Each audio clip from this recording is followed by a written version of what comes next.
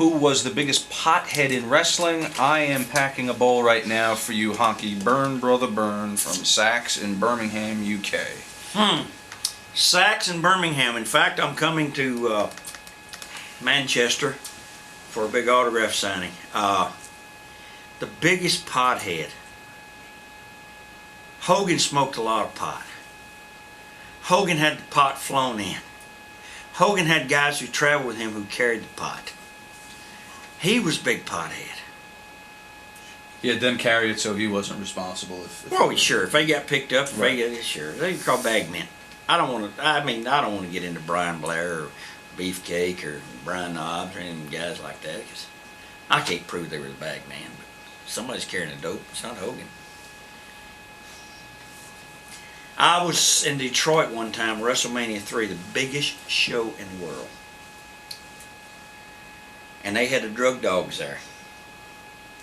And this one fella, because I like him and he's a nice guy, I'm not going to mention his name, he flew in from Minneapolis and brought a big fucking bag of dope. He got on the elevator in the Detroit airport, and there's a Marriott there. And there was a big, big star, one of the main events of WrestleMania. And he just missed the dogs. He closed the elevator door and the dogs didn't get on. And he had this big bag of dope and he carried it upstairs a day before WrestleMania 3. Can you imagine what would have happened if those dogs would have followed that fucking bag? Yeah, he would have gotten picked up. Yeah.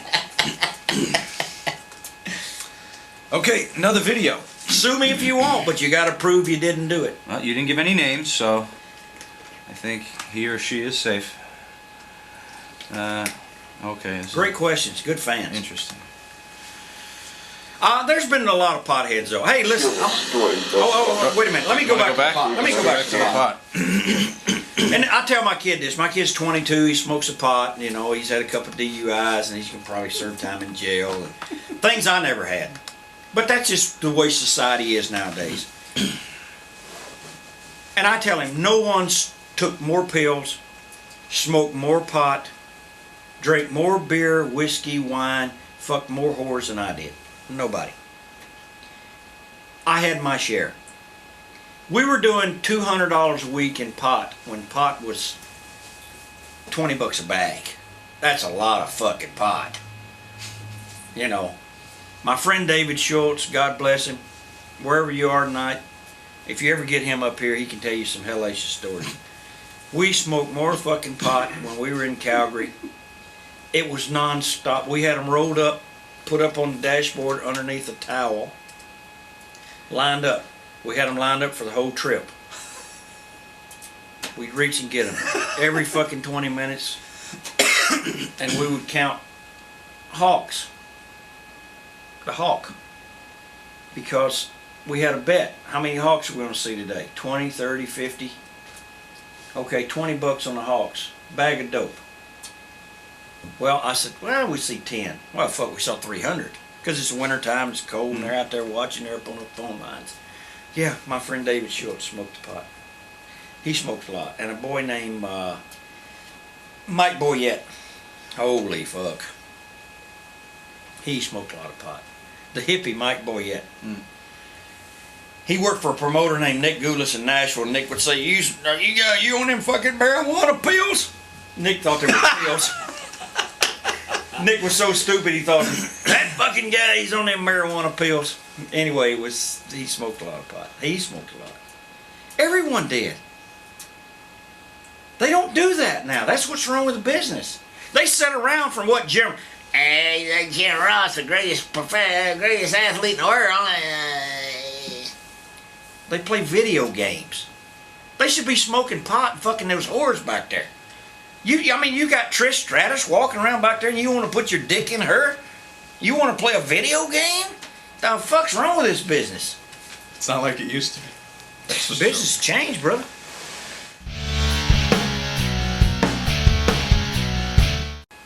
We have our share of independent wrestlers. The more big, El Mas Grande. See, I know a little Spanish. And so you can understand me, Honky Tonk Man. My name is Loco. Crazy. I am the best wrestler that's around today. And you know what, Honky Tonk Man? I'm sick and tired of complaining on the internet. Oh, wrestling hurts. Every time he touched me, he hurt me. You either fight hard or you don't fight at all. When you step in this ring, you know you're in for a fight whenever you step with Loco in this ring. I've injured plenty of wrestlers, and that's my legacy inside this ring. Honky Tonk Man.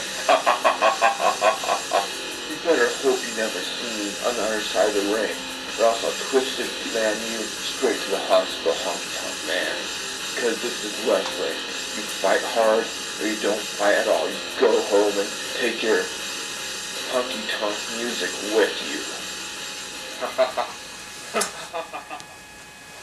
That's good. That's the best of all. You saved that for the right spot. Loco, yeah, I guess loco means crazy. I guess you should be wrestling Loco. You should be in matches with Bret Hart, I guess, because I mean that's how he likes it. He likes it stiff and hard, and you know, get kicked so fucking hard in the head you get a fucking stroke. You like it that way? Obviously, you don't do this for a living. You don't do this every day of your life. I am dealing in the wrestling business 7 days a week, nonstop. I talk to promoters. I talk to documentary guys. I talk to other wrestlers in the wrestling business on a daily basis. I don't have another job. I can tell you this. Whatever job you do have, and you say you injured a bunch of wrestlers, well, you put them out of work, you silly cocksucker. Now what they should do is when they get back to the locker room, grab your skinny bony ass, run you through the fucking back door, throw you in the parking lot, kick the shit out of you, fuck you up where you don't have, where you can't even go to your, I don't know what you do for a job. You look like you might be fucking working in a warehouse or something, you know, picking orders or doing some shit like that, or maybe sacking groceries at the Safeway or the Kroger. They should fuck you up so bad that you got blood running out your fucking ears and you're pissing fucking blood and your shit's blood stained and you end up in a hospital because you probably got no insurance. And if you do have insurance, you tell them, oh, I got fucked up in a wrestling match. And then the insurance doesn't pay. And you spend about 6 months there and about $300,000 that you can't pay. And then they sue your ass and you file bankruptcy, you low-life piece of shit. And then what do? You live the rest of your life in fucking solitude where nobody can find you because you're hiding from the bill collectors. But you're bragging about fucking wrestlers up.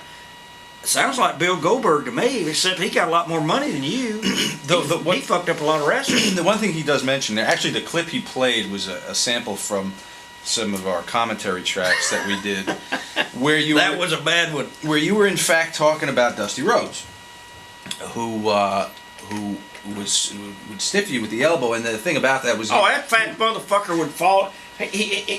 Oh yeah, it knocked the breath out of me. So did Savage. He fucking broke my fucking ribs. I remember you saying though you were surprised when you first got into the ring with Dusty. You were getting in with a legend. Yeah, he was had like such expectations. Yeah, I thought here's a guy. Oh yeah, baby, I turn the mix on. I hit you with a bionic elbow, baby. We go to the pay window. I thought this fucking guy could work. This motherfucker was horrible. He was absolutely horrible. He was stiff on everything.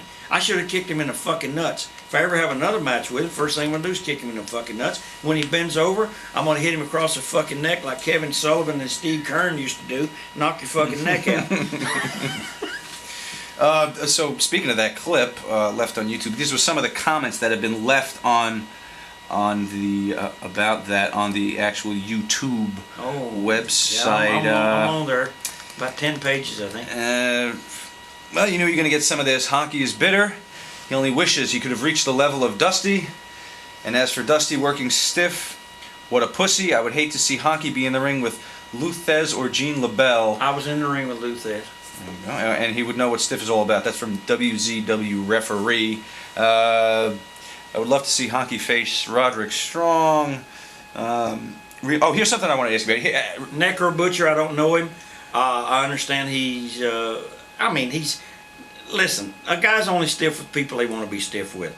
I was in the ring with Luthez, and Luthez was fine with me. Sure, did he hit you really hard like this? Yeah. because I was a young kid.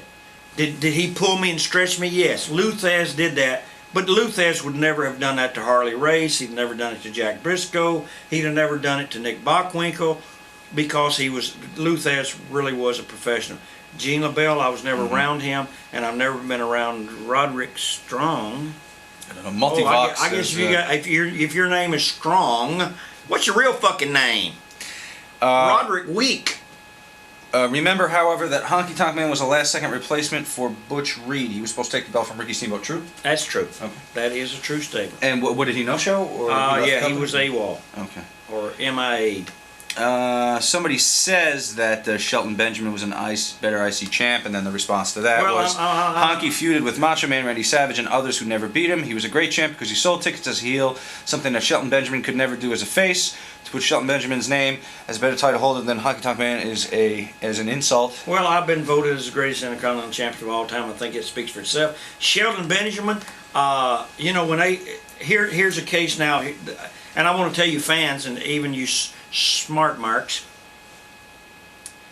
was he not the one where they brought his mama in? I can't win unless my mama's here. If you have to have your mama, then if your mama's not there, and your mama, she cooking pancakes and shit, stretching chitlins out. If mama's not there, then you're bound to lose a fucking match, because the only time you could win was when mama was there. Now, I would say this to Sheldon Benjamin. I'd say, listen, if this is all you have for me, I'm going to pack my fucking bags and leave, because you got nothing for me. If I have to have my mama in the corner with me, the only way I can win a match. And same thing with Randy Orton. And Randy, I would hope if you hear this and see this, that you would say, fuck this legend killer shit. Someday there ain't going to be any legends, Randy. You're backed into a corner. If you can't beat a legend, you're finished. When there's no more legends, you have no gimmick. I'm talking about the gimmick you make for yourself. It's kind of like the Ultimate Warrior. He would pick guys up, press them over his head, and drop them behind him. Well, that's impressive for young TV job guys, but you get a guy like me, and I told Vince he's not going to pick me up and drop me behind him like a sack of shit. I'm not going for that. That's and where I'm laying on my stomach and I can't see him, and he's going to fall on me. Fuck that shit. I want to see this motherfucker. I want to know where he's coming from. What if it's Yokozuna? 700 motherfucking pounds. I'm going to lay here with my head down like this and hope this son of a bitch don't trip and fall and kill me? Anyway, there's some things that push you into, that you get painted into a corner. What if it's Andre the Giant? Obviously, Warrior could not push the Giant up at 700 pounds and drop him. So what do you do with your finish? You're backed into a corner with the things you can do. Now, Shelton Benjamin, obviously he was a good champion, but if he was so fucking good and they liked him so much, why didn't they let him break my record? He didn't do it. He didn't do it. Because he didn't have his mama with him. She was cooking pancakes and grits and fried chicken and shit. Give me some watermelon, man. Goddamn, I just want you to bag a ball, motherfucker. All right. Bag your ball, motherfucker. Here comes Hypnosis. Okay. Brace yourself. I am the monster of madness. Oh, I've seen this coke sucker. And this is the I. And Honky Tonk Man, this is my You Shoot challenge against you. Talk about Hulk Hogan and how great he is. A Hulk Hogan could touch you and you never felt it. You're just a Hulkamania stooge, Honky Tonk Man. You're just trying to get spotlight from wherever you can. You know what, Honky Tonk Man? You need to leave the spotlight to people that deserve it. You need to stop trying to steal the spotlight by doing shoots on people and getting their name out.